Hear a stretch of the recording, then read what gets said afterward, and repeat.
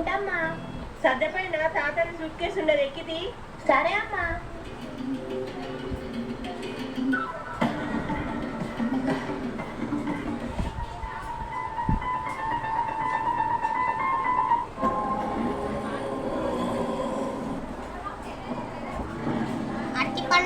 ఇప్పుడు మనము యక్షిణిని ఎంతగానో ఇష్టపడే గండబేరుండ గుడికి వచ్చాము. గండబేరుండ అతను యక్షిణి మరియు గండబేరుండ ఇష్టపడ్డారు, మనువాడాలి అనుకున్నారు. కానీ శాపయుక్తుడై విగ్రహంగా మిగిలిపోయాడు.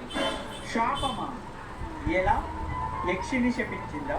లేదు, యక్షిని అందాన్ని చూసి ఇష్టపడ్డ కుంభకర్ణుడు తనకు అడ్డు రాకూడదని గండబేరుండని శపించాడు. అవునా? ఆ గండబేరుని ఎంతగానో ఇష్టపడ్డ యక్షిని ఆ కుంభకర్ణుడికి సొంతం అవ్వలేక తను అగ్నిలో ఆహుతి అవుతూ అగ్నిదేవుని ఒక వరం కోరుకున్నాడు. ఏంటి ఆ వరం వల్లి? గండబేరుని శాప విముక్తి అయ్యేంత వరకు యక్షిని నీడను సైతం ఎవ్వరూ తాకని చోట ఉంచమని అగ్నిదేవుని కోరుకుంది. మరి ఆ అగ్నిదేవుడు ఏమన్నాడు? అగ్నిదేవుడు ఒక బంగారపు బిందెని ఇచ్చి ఆ బిందెకు రక్షణగా ఉన్నన్ని రోజులు తన జాడని ఎవ్వరూ కనిపెట్టలేరని చెప్పాడు. ముఖ్యంగా ఆ కుంభకర్ణుడు అసలే కనిపెట్టలేడని చెప్పాడు.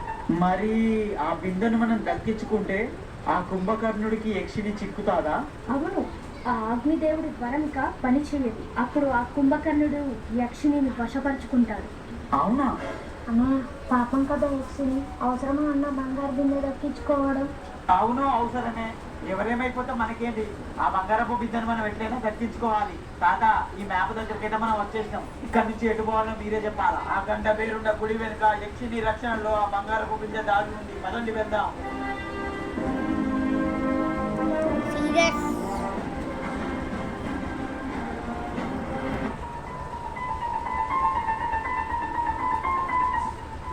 గండ పేరుండ గుడి వెనకాల చూసింది నిజం కాదు. ప్రాణాలకు తెగించి ప్రయత్నిస్తే అప్పుడు నిజం చేస్తారు. అమ్మా, గండబేరుండ గుడి అంటే మన మాదన్నపేట చెరువు దగ్గర ఉండే గుడే కదా అమ్మా? అవును కల్పన, నీకెట్లా తెలుసు?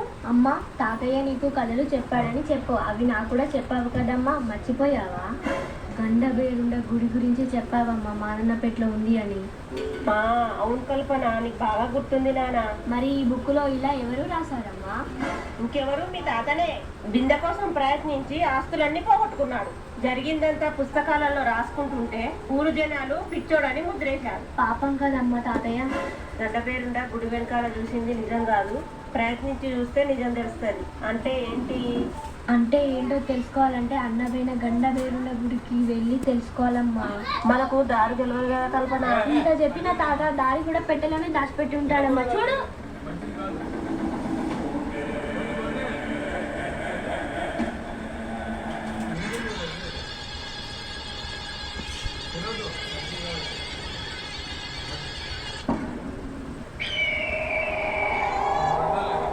గుడి వెనకాల లోయ తప్ప ఏం లేదు తాత.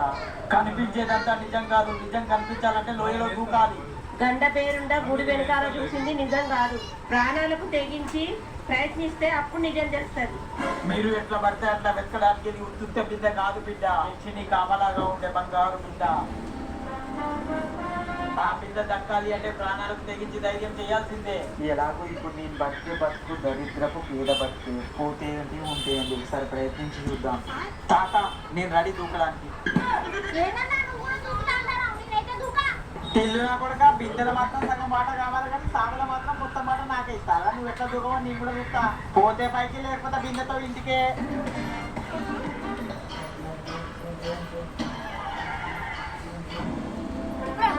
ఇదే అనుకుంటా అమ్మా గుడి. నానా, అన్నయ్యలు ఎక్కడున్నారో వెతుకుదా పద నానా.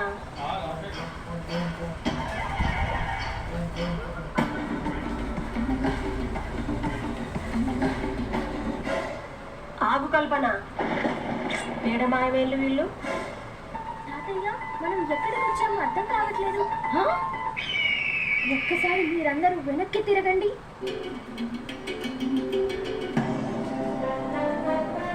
మళ్ళా అదే గండబేరుండ గుడికి వచ్చాం తాత. అంతకు ముందు మనం వచ్చింది మాయతో ఏర్పడిన గండబేరుని గుడి. ఇప్పుడు నిజం గుడి గండబేరుండ గుడి. ఎలా చెప్పగలుగుతున్నావు అన్ని? ఆ బంగారపు బిందకు యక్షిని కాపలాగా ఉన్నప్పుడు అక్కడ గంధపు వాసన వస్తుంది. ఒక్కసారి ఆ గంధపు వాసనని ఆస్వాదించి చూడు.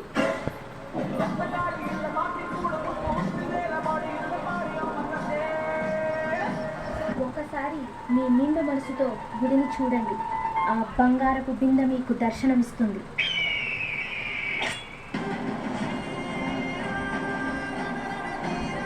అదిగో బంగారపు బింద. మొదలు నీరు మాత్రమే దాన్ని దక్కించుకోవాలి, ముట్టుకోవాలి. ఆగు బిడ్డ. వాళ్ళలాగానే మనం కళ్ళు మూసుకొని దురుకుదాం పదా కల్పన. అమ్మ, మనకి మ్యాప్ ఉన్నది కాబట్టి ఇక్కడ వరకు వచ్చామమ్మా. ఒకసారి దూకాక ఎక్కడికి వెళ్తామో తెలియదు. రిస్క్ అవసరమా అమ్మ? పుస్తకంలో ఏం రాసున్నది? నిజం తెలవాలంటే ప్రాణాలకు తెగించి ప్రయత్నించి చూడని ఉన్నది. నా ప్రాణం కంటే మీ ప్రాణాలే ముఖ్యం నాన్న. మీ అన్నయ్యలు ఆ బంగారు బిందె గురించి తెలియక ప్రాణాల మీద తెచ్చుకుంటారు. వాళ్ళను ఈ సమస్య నుంచి బయటపడేయాలి నాన్న. పద నాన్న. పదా అమ్మా.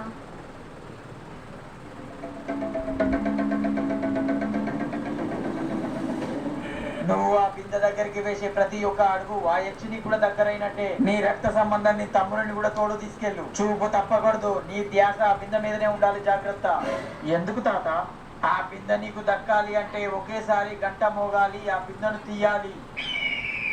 నువ్వు ఆ బిందెను తీయు. మీ తమ్ముడిని ఆ గంట కొట్టమను.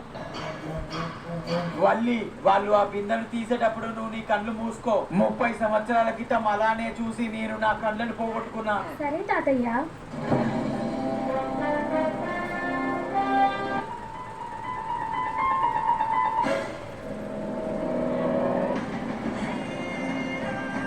ఇల్లు సాంబడు తాత చెప్పినట్టు నేను ఆ బిందెను ముట్టుకోవడం, నువ్వు ఆ గంటను తాకడం ఒకటేసారి జరగాలి. కానీ నాకు ఆ గంట అందదు కదన్నా. సరే, నేను ఆ గంటను కొడతాను. నువ్వు ఆ బిందెను ముట్టుకో. కానీ నేను చెప్పినట్టు మాత్రమే ఆ బిందెను ముట్టుకో. సరేనా? సరే అన్నా.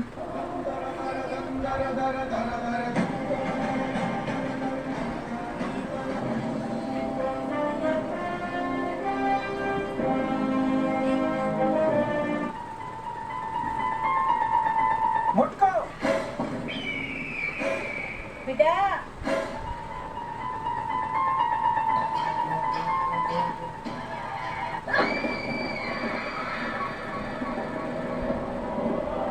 మనం ఇక్కడ ఉండకూడదు. తొందరగా పదండి. పదండి, ప్రమాదం.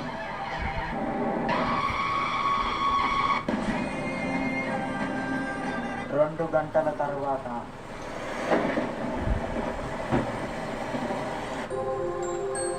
నా చిన్న కొడుకు టిల్లు ఇంకా రాలేదు. ఆ యక్షిని ఏం చేసిందో ఏమో. ఆ యక్షిని ఎప్పుడో చంపేసి ఉంటదమ్మా. అరే ముసలోడా, నీ వల్లనేరా నా పిల్లలు ఇట్లా తయారైండు. గుడ్డి నా కొడుక. హలో అమ్మా, మాటలు జాగ్రత్తగా రాని. మా తాతను తిడుతున్నావేంటి? ఈ పెద్ద కొడుకే ఆ బిందె జాడను కనుక్కోవడానికి మా తాత దగ్గరికి వచ్చాడు. అమ్మా, అమ్మా, టిల్లు వస్తున్నాడమ్మా. వానికి ఏం కాలేదమ్మా. నీకేం కాలేదు కదా టిల్లు? అమ్మ చాలా భయపడ్డది టిల్లు, నీకేమన్నా అయిందేమో అని. అందరు బానే ఉన్నారు. మాటలు పడ్డది మాత్రం నేను మా తాతనే. ఇంకోసారి నువ్వు కనుక ఆ బిందె ఈ బిందె అనుకుంటా మా ఇంటికి ఉరికొచ్చినావు అనుకో, ఇంకో బిందె తీసుకొని నీ సొట్ట వలగొట్టా. దా తాత.